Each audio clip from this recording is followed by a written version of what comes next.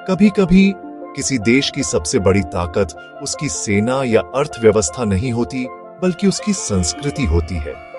भारत एक ऐसा देश जो न तो आक्रामक विजेता रहा, न ही उपनिवेश बनाने वाला शक्तिशाली साम्राज्य। फिर भी भारत ने दुनिया को जीत लिया, मन से, संगीत से और संस्कृति से। ये कहानी है उस शांत शक्ति की जिसने बिना हथियार, बिना धमकी पूरी दुनिया में भारत का नाम रोशन किया। ये है India's untold stories of cultural diplomacy.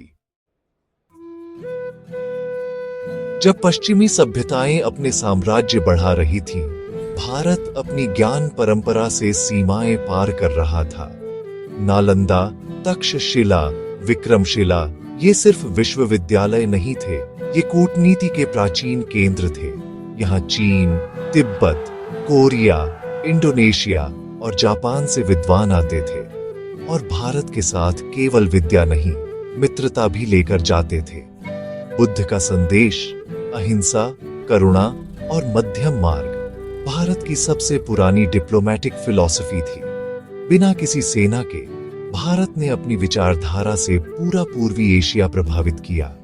Thailand के मंदिरों में आज भी रामायण को रामाकियन कहा जाता है। इंडोनेशिया के एयरपोर्ट का नाम गरुड़ है और जापान में देवी सरस्वती को बेंजाइतेन कहा जाता है। ये सब केवल संयोग नहीं है, ये है भारत की संस्कृति की स्थायी छापें। भारत ने दुनिया को सिर्फ व्यापार नहीं दिया, बल्कि दिया जीवन जीने का तरीका, योग, ध्यान और आयुर्वेद। आज ये सब शब्द वैश्विक जीवन शैली का हिस्सा हैं, पर इनकी जड़ें भारत की धरती में हैं। 2014 में जब संयुक्त राष्ट्र ने 21 जून को अंतर्राष्ट्रीय योग दिवस घोषित किया, तो ये सिर्फ एक तारीख नहीं थी, ये भारत की आध्यात्मिक कूटनीति की विजय थी। आज पेरिस के पार्क में योग होता है, न्यूयॉर्क की गगनचुंबी इमारतों के बीच ध्यान लगाया जाता है और टोक्यो के स्कूलों में सूर्य नमस्कार सिखाया जाता है।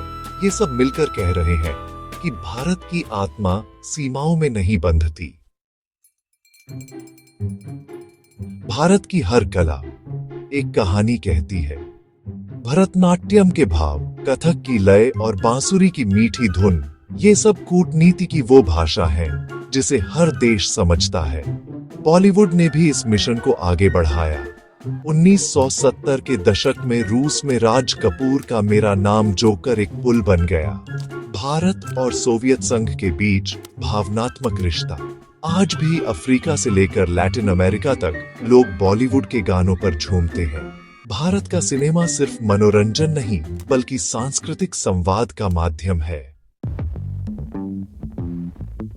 कहते हैं, अगर किसी के दिल तक पहुंचना है तो उसके पेट से होकर जाओ।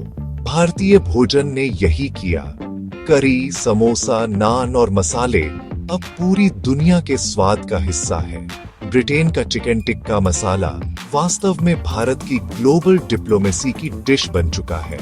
हर भारतीय रेस्तरां, हर मसाले की खुशबू भारत की मुलायम शक्ति यानी सॉफ्ट पावर का प्रतीक है। आज भारत ने अपनी इस सांस्कृतिक शक्ति को कूटनीति का अभिन्न हिस्सा बना लिया है।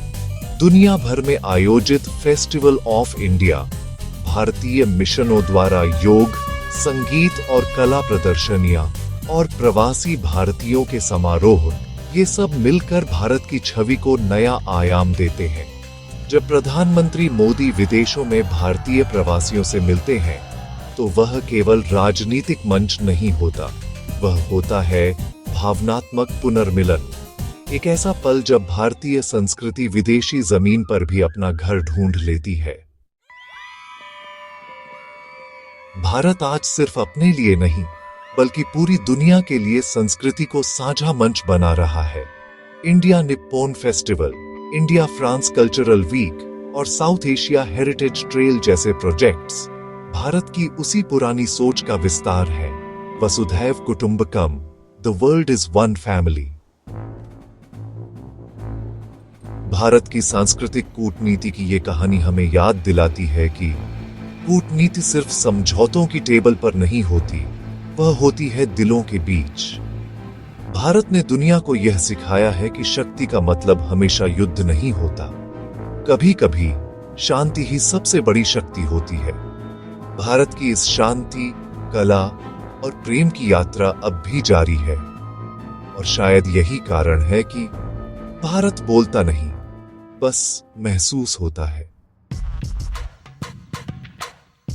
अगर आपको लगता है कि भारत की संस्कृति सिर्फ इतिहास नहीं बल्कि भविष्य की दिशा है, तो इस वीडियो को लाइक करें, शेयर करें और हमारे चैनल को सब्सक्राइब करें, क्योंकि आने वाले एपिसोड्स में हम और भी अनकही कहानियां लाएंगे, जहां संस्कृति बनेगी कूटनीति का सबसे बड़ा हथियार। India's cultural diplomacy, the quite power that speaks the loudest.